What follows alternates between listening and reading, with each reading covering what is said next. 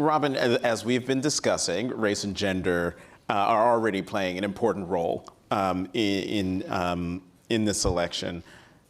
Trump's campaign has projected a hyper-masculinity, or at least its conception of it.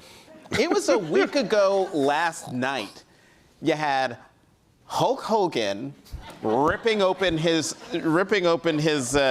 shirt on stage. You had that other, who was that other guy? Kid Rock. Dana White? Kid Rock. Okay. You had Kid Rock up there. And then you had Donald Trump walking on stage to James Brown's It's a Man's World. How do you see these narratives playing out in the months ahead? I mean, did the Trump campaign, the RNC, the Republican Party, make a mistake by Okay, thank you.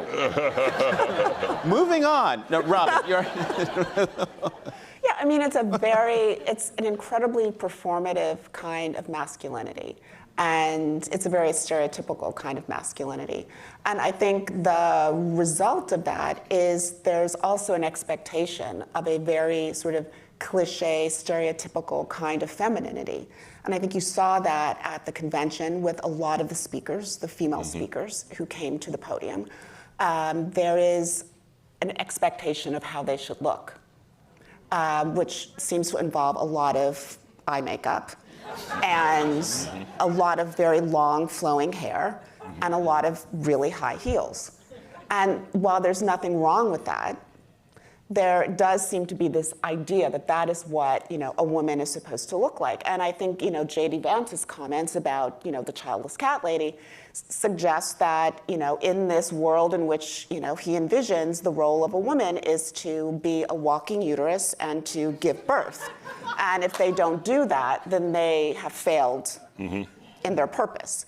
So I don't think it's the way, to me, the way that idea of masculinity helps them define how a woman should act and what she should be and what her aspirations should be.